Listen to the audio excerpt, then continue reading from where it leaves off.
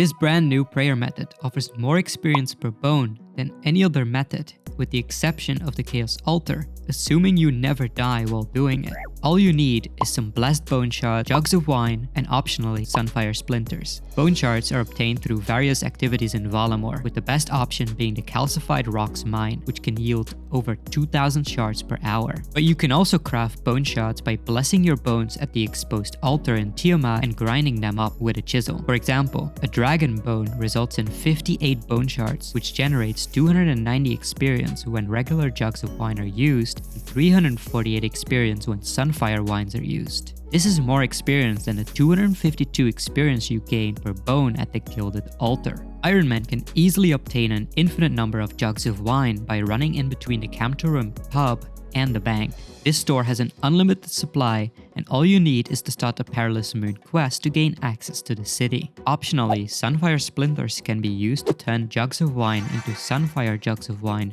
which yield more prayer experience. There are 3 ways to obtain sunfire splinters. You can catch sunfire antelopes, which requires 72 hunter, completing wave 1 of the Colosseum, or buying them from the Grand Exchange if you're a main. To turn jugs into sunfire jugs, grab your splinters, a pestle and mortar, and 26 jugs of wine. So how does this new method work? First, make your way to Teomat by taking the Quetzal network. You'll need to complete the following quests: Children of the Sun to access Varlamore, and Twilight's Promise to access the Quetzal network. At Teomat, you have 3 important elements: the exposed altar, the libation pool, and a prayer altar, which you'll use to recharge your prayer. The exposed altar has 2 purposes. You can create bone shards by bringing bones to the altar and blessing them. Then use a chisel to turn them into bone shards. With cash and noted bones in your inventory, you can unnote bones at the NPC below the altar. You'll also use the exposed altar to turn jugs of wine into blessed wines.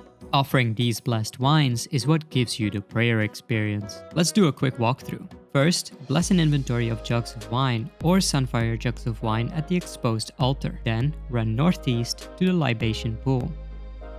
Once arrived, fill the pool and then spam click to gain a massive amount of prayer experience. You'll notice this drains your prayer, which is why you'll need the prayer altar in the building next door.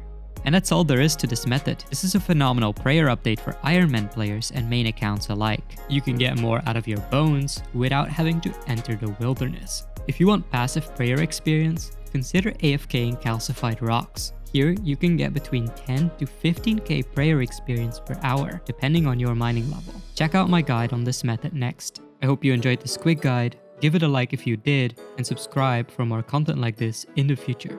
Cheers.